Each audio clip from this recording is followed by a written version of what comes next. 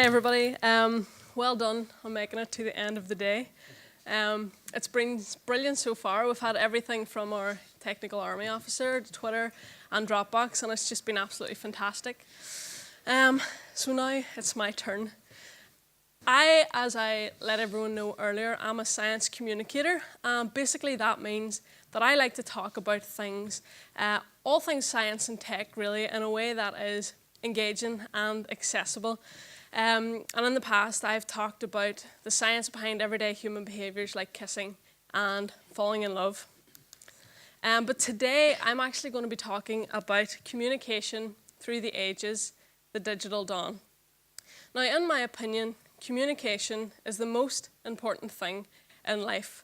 Obviously, every single person at this conference today has taken part in communication in some way, whether that's through being a speaker, listening to the speakers, tweeting about the event, texting your friends to say this is the best day of your entire life. But we experience communication from the moment we're born to the moment we die, and that's what makes us human. And I actually found this next quote and thought it described communication perfectly. So only through communication can human life hold meaning. So there is not a single act that unites and divides human beings as much as communication. And without it, we wouldn't have relationships, we wouldn't have arguments, we wouldn't have scientific discoveries. Basically, we wouldn't have anything. Now, why am I so obsessed with communication more so than the average person? It's because I'm actually working as a speech and language therapist, like I'd mentioned earlier. So for those of you who aren't quite sure what that means, it's not elocution lessons, obviously, if you listen to me. It is working with babies and children and adults who have some kind of speech or language or communication need. For example, that means if someone has lost their speech because of a stroke or because of a brain injury, I would work with them to try and help them find their voice. And whenever you work in a setting like that, you really start to understand just how much communication means to people. However, the evolution of tech has changed our communication forever, and today we're going to be looking at communication through the ages. So right from our extremely humble beginnings, right up to where our communication is going to go in the future. So it all began back in prehistoric times, and our human speech and language as we know it actually began around 500,000 years ago. And, you know, surprisingly, the only thing, in my opinion, that separates us from the apes is the fact that despite the fact we share almost 99% of the same DNA, they just can't talk. So the reason we can communicate is a mixture of anatomy and brain power. And once we split from the chimps in our family tree, our brains ballooned in the area that's responsible for language, allowing us to communicate. One of the most interesting things about communication, I think, is the gender differences, since we've been talking about gender so much today. Can anyone guess which sex is the better communicator and which sex ignores all your communication, no matter how many times you text them? I think most people know that men do have bigger brains, about 10% on average, but women actually have a language area that is 20% bigger than men. That's obviously why all the women we've had today have been such fantastic communicators, and the men were great as well. They must have a very feminine brain. So when our communication started, it was nothing more than a few grunts, which obviously it still is for some people, but then things started to progress. So we started making this slow but steady progress, and about 30,000 years ago, we first had cave paintings on walls, and that was our first symbolic languages. From then, in 776 BC, we had our first portable messages with the carrier pigeon. And I think the first message I ever sent was in Greece. They sent out that year's Olympic winner. So it's like this year, imagine getting a carrier pigeon to see who has won the Olympics. From then, we had the newspaper and Morse code and the phone. And in the early 1900s, we came really up to date with the radio and the TV. In the 80s, we got the mobile, and everything kind of changed in the early 90s with the onset of the internet. But then came the digital dawn. So the year 2002 is widely seen as the beginning of the digital dawn because that was the first year that we finally had more information stored in a digital format than in an analog format, and that is what made it the beginning of the digital age. It was also around this time where we had something known as the cultural phenomenon of texting, where it became a bit of a revolution. That was actually the same year that I got my first phone. I saved up all my confirmation money, but it's a great money-making scheme. But Nokia 3210, which at the time was extremely impressive. I was extremely popular in the class for the first and only time ever. And can I just mention that this is the 4th best-selling phone of all time. Like everyone here probably has an iPhone or a very fancy Android phone, but the only iPhones to ever beat this was the iPhone 6 and the 6 Plus. And it kind of tells you a lot that a phone whose greatest capability was the game of Snake has beaten all the other Apple products to date. By the early 2000s, the house phone became a wee bit of a dying breed, mostly because you had to plug out the internet to go on the phone. Everybody here have to do that. I've got 3 siblings, and my mum made us a timetable for who could have a go on the internet, because God forbid somebody was on MSN Messenger when she was waiting on a phone call on the good house phone. Mobiles nearly negated the need for the house phone in the younger generation, and even as an adult, I have never ever had a house phone, nor would I ever consider it, because what's the point? What's the point when you have a mobile phone? Mobiles made everything so convenient and so immediate, and this was the point of the digital age.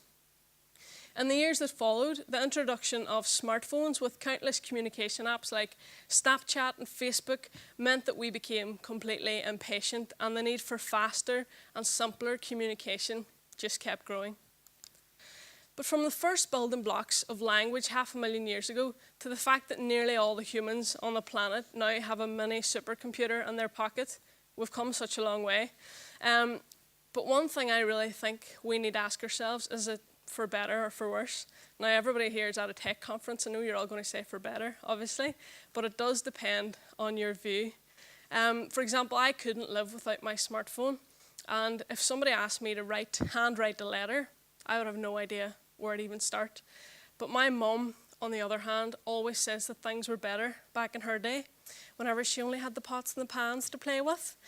And she also, whenever I FaceTime her, holds the phone up to her ear. She's got a BlackBerry at work that she calls her Blueberry, and she doesn't really understand the difference in an earphone and an iPhone. Obviously, I think there are massive positives to the way that technology has impacted on our communication, and the main one is that no person and no place is off limits. So whenever I was a child, my mum told me a story that she had an uncle who in the 1930s left Ireland on a boat for Canada. Her family never ever heard from him again. If that was now, you would be tagging yourself in, taking a wee selfie, pints at the port. But I said to my mum, well, how did you know he was alive? And she said, well, they didn't, but back in those days, there was none of this fancy communicating. And I said, but did he not phone you? And she said, we didn't have phones. And that really blew my mind, because I was about 2, I think, when the first smartphone was debuted. So a world without phones for me is just a world that doesn't exist. Going from that to these days, where we have astronauts in space sending Snapchats, documenting life in the International Space Station.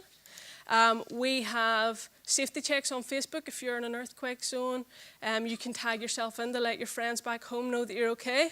Probably most impressive, I can actually FaceTime my 87-year-old granny, even if I'm thousands of miles away. Basically, the positive impact of technology and communication is unbelievable. Obviously, as with most things, there is a downside. A lot of people think that tech and communication has made us impersonal oversharers. I'm sure we all have people on Facebook who tag themselves in on the toilet, you know, those kind of things. No, just me, okay.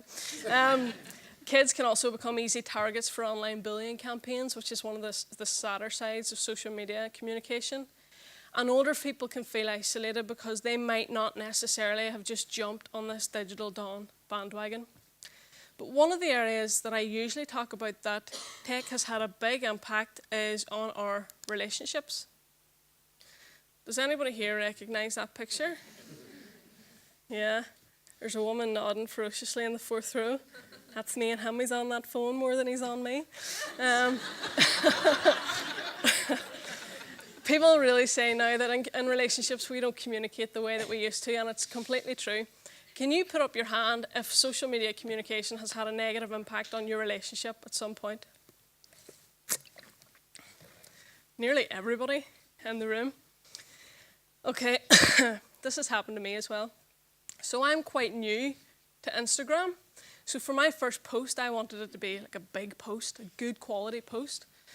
So I took the perfect selfie, like at a really flattering angle, which is this for me. And I put on a nice Valencia filter and thought for a very long time about the caption, a few hours, and then I finally wrote #hello Instagram. Literary genius. And I put it out there, and I just waited for notifications. And about 1 second later, I saw that someone who was called Dance Then Drop had commented underneath it. I was a wee bit excited, and I went in, and they had written #hello cutie. And like all these questions filled my head. I was like, who is this complete stranger commenting on my picture? And how did they find my page? And most importantly, am I a cutie? And straight after that, my kind of joyous thoughts were punctured by a text from my partner. Why are you flirting with an exotic dancer on Instagram? And we fought about that for days. And apparently we aren't the only ones, because divorce proceedings now have a section where you can name social media communications in the divorce. And in 2009, these were named in about 20% of divorces. In 2016, they were named in 40% of divorces. So 40% of divorces have named social media communications. Isn't that crazy? I don't think it's anything to do with the fact that an app was launched in 2012 that may have destroyed all relationships forever. Another thing that may be negatively impacted on by the communication is something that my mum would call the text speak. I had a friend who told me a story that very sadly his mum had texted him and said, "Your granny's dead, lol." And she thought, she'd said, "Your granny's dead, lots of love." But what she actually said was, "Your granny's dead, laugh out loud." And due to the breakdown in communication with tech, instead of coming across as caring and supportive, she came across as psychotic. So I really think, is it a fact now that we have smartphones but stupid people? At times our language seems to have gotten simpler and shorter to the point where I think this might actually be true. Now, I once came across the most romantic and beautiful love letter written by this man, Marlon Brando. I'm sure most people recognise him. He was on a flight in 1966, and he watched as the air hostess helped a sick passenger. And let's say he liked the look of her. He couldn't text the air hostess. He couldn't tweet the airline to find out her details. He couldn't add her on Facebook. He couldn't stalk 16 weeks deep into her Instagram account to see if she was single or not. So the only thing he knew to do, and the communication that was available to him, was to write her a love letter. So I have the actual love letter written by Marlon. I'm joking, I don't actually. But this is the language that he used. This is what he had written to her. "Dear lady, there is something not quite definable in your face. Something lovely. Not pretty in a conventionally thought of way. You have something graceful and tender and feminine. You seem to be a woman who has been loved in her childhood, or else, somehow by the mystery of genetic phenomena, you have been visited by the gifts of refinement, dignity, and poise. Perhaps you cannot be accredited with all that. It's been a pleasant, if brief, encounter, and I wish you well, and I hope we shall have occasion to cross eyes again sometime. Best wishes, Marlon Brando." Now we have a present-day example of a Tinder love letter. Sup. Okay. Now, obviously, us highly communicative females aren't that happy with this. I did block this out. I didn't know earlier that we were allowed swearing. But it just shows you that I don't think anyone would see these two things and say that our language has always changed for the better because of tech. It might be more convenient, it might be easier, but that doesn't always necessarily mean that it's better. Okay, so it's also believed, we need to think about where are we going to go next. And it's believed that in 1899, the American Patent Commissioner who dealt with all the new inventions, Charlie Jules, said that he should retire because everything that has been invented has been. Everything that could be invented in the world has already been invented, so he might as well retire. Since then, we have had the airplane, the microwave, the computer, the fridge, the ballpoint pen, the TV, the internet, and smartphones. So my point is we should never assume that we don't have further to go. In 10 or 20 years, we could be using tech in ways that we hadn't dreamed were possible. And in terms of the impact of tech on communication in the future, the sky is the limit. Because we've gone from 140 years ago, the very first funny-looking telephone, to now where we've got astronauts in space who are live video calling us down on Earth. One thing that I think is quite interesting about where our communication in terms of tech might go in the future is at the minute scientists are developing these brain-computer interfaces which let people send their thoughts straight to a computer. And I think in the future we're actually going to cut out the computer, change it into wearable tech, and we're actually going to be able to send our thoughts directly to each other, nearly like a telepathic communication.